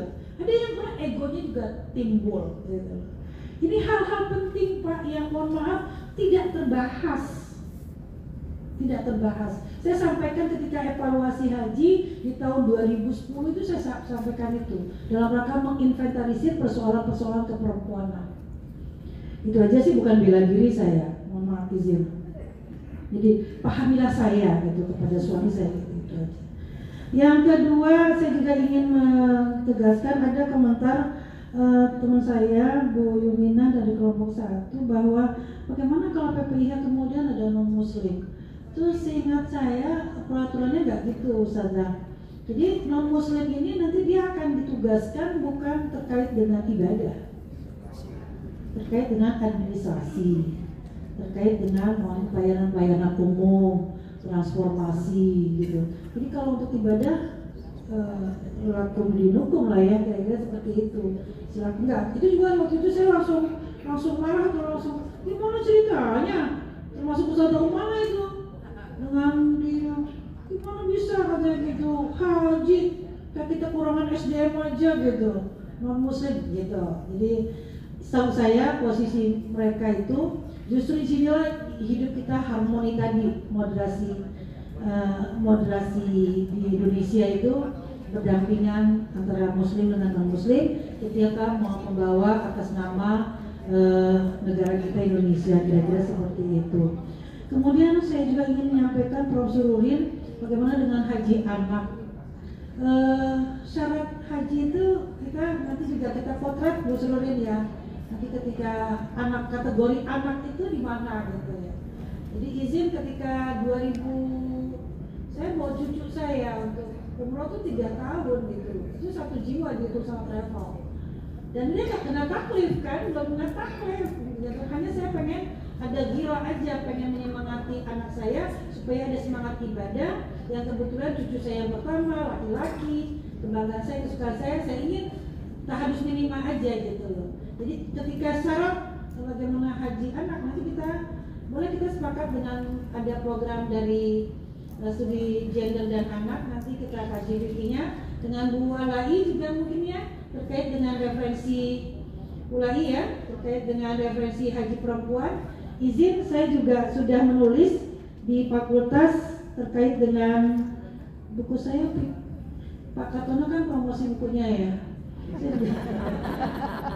Saya juga punya buku fikih wanita dan fikih lansia, bukan anak, bahkan lansia. Mungkin kalau mau ditambah nanti Bu Sururin kita bisa gabung dalam rangka wujud buku ataupun literasi terkait dengan fikih lansia, fikih wanita dan fikih anak, gitu kan? Karena mungkin dari studi gender anak ya, dari bisa kita kolaborasi kerjasama ini kita nanti gitu. Jadi kita sudah ada ya tentang referensi, tapi mungkin harus berbasis kasus atau berbasis persoalan-persoalan yang harus terakomodasi, kemudian ada semacam perubahan yang diharapkan oleh Kementerian Haji.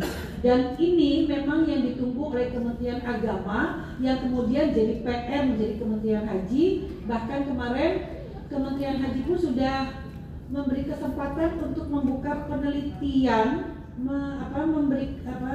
menganggarkan anggaran kos untuk menulis terkait dengan kasus-kasus keperempuanan, gitu. Kasus-kasus keperempuanan yang kemudian untuk di Kementerian Agama kemarin sudah ada belum ada buku manasik perempuan, tapi yang sudah ada adalah buku manasik lansia, dan itu saya baca memang belum optimal lah ya. Maka saya juga kemudian karena saya kebetulan di kampus menjadi satu kebutuhan menulis buku ajar, saya mencoba menulis buku fikih wanita dan lansia. Pengen tasrihnya dari MUI atau tasrih dari Pak Yai Tartono paling tidak, gitu.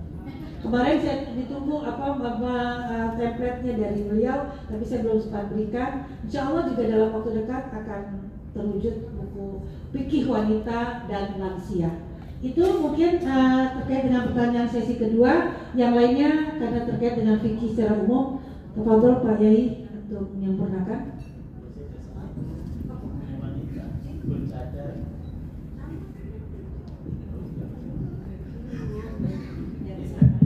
Ya, terima kasih Bu Mastana. Jadi yang tadi ditanya itu ada yang nyangkut kaitan dengan materi saya itu murur, ya, dan lontar gabung lontar. Murur itu kan yang pernah dirancang oleh Kementerian Agama kemarin. Kemudian sekarang itu Kementerian Haji juga saya belum tahu ada program lagi enggak. Nah, itu sebenarnya secara hukum ya boleh-boleh aja itu perbedaan mazhab. Ada yang mengatakan, sebagian ulama, jumhur ulama mengatakan mabit di Musdalifah itu wajib. Ada yang mengatakan rukun.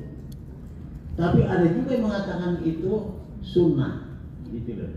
Bagian pendapat dari mazhab yang lain mengatakan sunnah. Murur itu adalah mabit ya yang kita tahu nih. Mabit dengan mabit Musdalifah dengan cara jalan kaki atau di atas kendaraan, di bus. Tapi dia jalan melewati itu, wilayah itu yang disebut murur. Boleh nggak boleh, itu menjadi itu.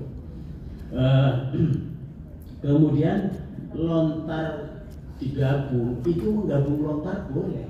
Jadi menjamak lontaran tapi jangan ke depan, ke belakang. Mamanya baru hari pertama jamak sekalian total 12-13, ya enggak. Yang boleh di belakang karena terlambat atau karena ada halangan, digabung aja di belakang. Karena mungkin sakit mau melontarkan tanggal 11, 12 atau 13. Itu menjamak lontaran. Atau mewakilkan lontar. Tapi kalau mewakilkan melontar, dia untuk haji sendiri, yang diwakilin sendiri, gimana caranya?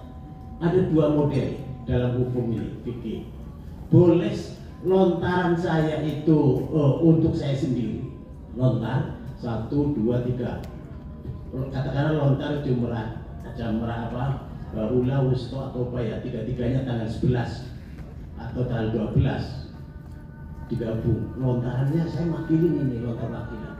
Kalau yang untuk sendiri oke lah, sekarang yang makili. Saya lontar dulu untuk saya, 1, 2, 3, selesai balik lagi, 1, 2, 3, balik lagi. Itu yang pertama. Ini akan capek, pusing, lemah, akhirnya fisik kita. Tapi yang kedua, pendapat kedua, lontaran kita yang untuk kita sendiri, yang jumlah pertama, ulah, ngambil lagi 7 batu untuk yang diwakili, boleh pindah di Jamaah Wusta, saya sendiri untuk 7, ambil lagi untuk diwakili, selesai barang. Yang kedua ini, kalau yang model pertama saya dulu selesai balik lagi mulai yang kedua dulu, itu apa boleh oleh petugas. Dan itu saya pernah membuktikan dengan teman saya. Untuk kita baru balik lagi tuh orang nggak boleh, oleh petugas nggak boleh balik. Ya, membahayakan. Teman saya namanya Makul, Makul Haji Endang namanya. Dia sama saya berbeda pendapat tentang lontar tadi mewakili itu. Kalau saya pegang yang tadi, begitu saya lontar, untuk saya ambil yang itu saya wakili, selesai semuanya. Dia enggak, jangan. Kalau saya tidak, saya akan ini dulu saya selesai 1, 2, 3, terus baru saya balik lagi untuk yang saya wakili. Tuh, ya silakan aja Pak. Ternyata kita bisa kan dengan saya, bisa. Begitu saya cari-cari nggak ketemu, saya pulang ke sektor karena saya tugas gitu, sampai sehari 2 hari nggak ketemu, ketemunya lagi di rumah sakit. Karena ngambil kayak gitu nggak sesuai dengan fisiknya, nggak kuat. Itu tadi tentang lontar, ya. Jadi gabung boleh, mewakilkan boleh, tapi caranya wakilkan seperti itu. Nah, kemudian tadi masuk ke Arab, tidak ihram. Tadi mana yang tanya pertama? Oh, PPIH. Oh, sudah dijawab itu ya. Oke, sudah dijawab. Yang sa'i kemudian tahallul itu sendiri apa orang lain? Ini tolong kasih tahu jamaah. Rata-rata jamaah pahamnya begitu selesai sa'i sudah di Marwah boleh orang nyari-nyari orang. Mana ya? Gunting saya tahallul itu selalu begitu. Padahal jumhur ulama mengatakan tahallul gunting rambut itu sendiri. Baru kalau kita sulit cari orang, jangan dibalik pemahaman ini. Paling banyak itu kemana gitu. Caranya ini dulu Bismillahirrahmanirrahim. Tarik. Bismillahirrahmanirrahim. Udah tahallul. Tapi tolong ini yang merasa pemahamannya tuh malah dia orang lain yang mengguntingkan. Ya, kalau orang lainnya belum tahallul gimana itu? Karena boleh, ya kan? Nah itu tentang tadi tahallul dengan sendiri atau dengan orang lain itu seperti itu. Boleh sendiri, boleh orang lain. Kalau yang dijawab ya sendiri aja. Kemudian ini tadi yang kelompok 3 ya, yang dari PWNU Lampung ya Bu ya. Saat mikot apa tadi mau berangkat mandi lagi dalam keadaan apa tadi ya? Iya mandi, mandi besar, bukan mandi sunat apa gimana itu? Oh berangkat besar, iya. Kemudian sampai sana mandi lagi di Arafah katanya gitu kan? Terus yang ditanyakan apa ya tadi ya? Oh bayar jamnya? Oh dia pakai parfum. Oh iya. Jadi itu apa namanya ya, kalau yang namanya pakai parfum itu yang disebut parfum artinya kan wangi-wangian gitu, wangi-wangian itu kalau sudah Nabi ihram nggak boleh. Nabi itu beliau ketika sebelum Nabi ihram itu dikasih wangi-wangian sama istrinya, sama Aisyah, tapi sebelum dia ihram. Kalau sudah ihram tidak boleh kalau ihram itu ya tidak boleh. Tapi ada pertanyaan lagi, saya sakit batuk-batuk, pilek, pakai ini nggak boleh, nggak pakai yang itu. Ya itu terus apa namanya mandi pakai sabun itu ulama berbeda pendapat. Mazhab Syafi'i boleh, ya mazhab Syafi'i boleh. Mazhab Hanafi itu sebaiknya jangan dulu. Kalau mazhab Maliki mandi tapi jangan pakai sabun, yang penting untuk guyur ini badannya supaya adem, itu doang. Yang boleh mazhab Syafi'i pakai sabun, karena itu maksudnya kata mazhab Syafi'i bukan wangi-wangi, itu untuk menghilangkan kotoran, itu alasannya. Itu berbeda pendapat itu. Nah, kemudian tadi bercadar ya, sudah belum? Oh, iya.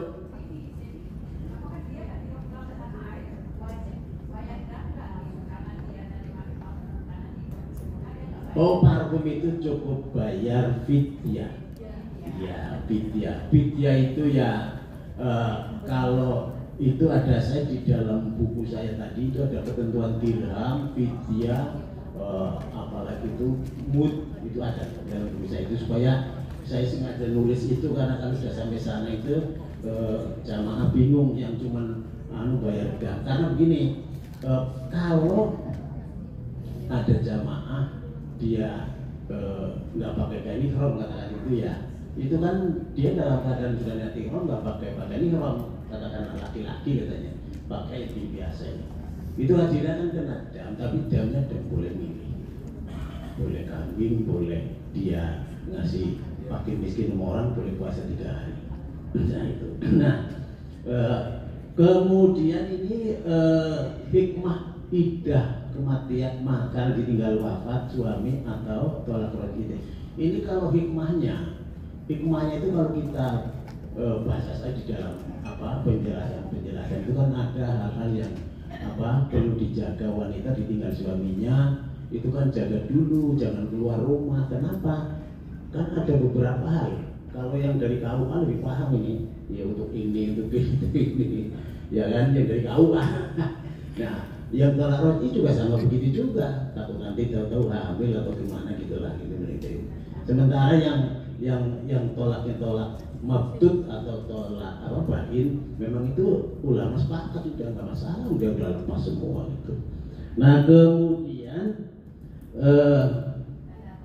haji anak, udah tadi haji anak, cuma begini kalau cadar itu begini. Semua ulama kan mengatakan dalam keadaan ihram itu harus terbuka mukanya terbuka semua, wajahnya perempuan ini. Nah, dalam hal tertentu sebenarnya kita boleh bercadar asal cadar itu tidak nempel ke wajah. Makanya orang Arab kata cadar itu kayak gini gitu. Coba lihat ya, dikit itu jadi ya itu boleh. Atau karena kita khawatir debu, mazhab Hanafi boleh. Jadi takut debu yang begitu berterbangan, bagaimana masuk kita nanti saya sakit, itu boleh. Walaupun yang lain tidak boleh. Berarti tergantung situasi kondisinya itu. Itu tentang cadar. Kemudian haji anak tadi sudah dijelaskan, yang penting anak itu kan belum dewasa. Nanti kalau sudah dewasa masih kewajiban haji. Kalau anak-anak itu waktu pelaksanaan ibadah hajinya tinggal ikut aja, tawafnya bisa dibadalkan karena capek, orang tuanya minta badal tawaf boleh itu haji anak. Nanti usulan tadi Bu Matan sudah jawab. Kemudian ini usul tadi banyak usulannya. Jadi secara khusus memang sebenarnya ada panduan itu bagi wanita itu, iya tadi Ibu ya, Bu Mastana juga sudah menjawab tadi kayaknya. Kemudian masalah yang buku tali itu yang supaya nggak pusing banyak pendapat itu, ya itu kan buku praktis itu. Kalau memang sempurnakan tapi turun karena yang harus tahu perbedaan mazhab ini, rusuk ini azimah, kita pembimbing, jamaah gak usah. Iya kan? Jamaah itu gak usah, yang umum aja. Tapi buku yang dibuat secara khusus panduan untuk petugas, iya harus iya. Kalau yang umum ya itu aja namanya buku praktis. Yang tadi buku tali kalau istilah Pak itu buku tali itu ya. Yang terakhir ya saya tadi ngomong itu orat itu kan bukan itu aja. dan saya pinjem istilahnya madzhab Maliki. Mohon maaf kalau saya ngomong langsung itu kan gak bagus juga. Makanya itu saya pinjam istilahnya madzhab Maliki, Tauratnya itu ada dua, mughalladzah dan mukhafafah. Jadi bukan itunya bukan. Jadi kalaupun itu saya dianggap kasar, bukan saya pinjam Maliki, marahin aja Maliki. Terima kasih atas atensi bapak-bapak, ibu-ibu, sangat serius. Mudah-mudahan ini menjadi bahan untuk kita dapat memberikan ketika kita praktek melaksanakan bimbingan kepada jamaah kita. Terima kasih. Salam. Oh, soal ya, ada 2 soal. Apa saya pakai share aja? Oke, Bapak Ibu sekalian, waktu kita cukupkan. Nanti kita ketemu lagi di hari Jumat kalau tidak salah jadwal kami berdua untuk bicara lanjut tentang fikih haji untuk bab al-musnah kalau tidak salah. Jadi puncaknya haji. Hari ini kita selesaikan babul umroh. Next kita lanjut untuk babul haji dan nanti akan ada penekanan haji lansia. Izin sebelum saya tutup, ada soal dari evaluator untuk disampaikan kepada peserta dari kami terkait dengan fikih haji wanita. Soalnya adalah bagaimana pendapat saudara tentang jamaah wanita yang menggunakan atau minum obat untuk menunda haid. Saya dari Pak Yai. Ada 2. Dari Pak Yai ada 2. Ada 2. Siapa yang dimaksud makdub dalam ibadah haji? Makdub. Makdub. Jadi disebut makdub. Tulisan Indonesia, maafi makdub Indonesia. Siapa yang dimaksud makdub dalam ibadah haji? Bagaimana sikap pembimbing memberikan solusi dalam melaksanakan ibadahnya? Tulis dalil Al-Quran. Bagaimana? Siapa yang dimaksud makdub dalam ibadah haji? Bagaimana sikap pembimbing haji memberikan solusi dalam melaksanakan ibadah? Tulis Al-Quran dan hadisnya dan ulama pendapat fuqaha. Pembimbing haji. Banyak nih Pak Yai, boy. Ya biar aja katanya. Apa? Yang kedua, Ini satu aja. satu apa 2 nih? 2 beliau. Satu Pak Yai, besok tambah lagi. Nah, yassiru wala tu'assir. Oke Bapak Ibu sekalian, demikian materi fikih haji dan fikih perempuan kita sempurnakan di sesi ke-1 dan ke-2 di hari kedua.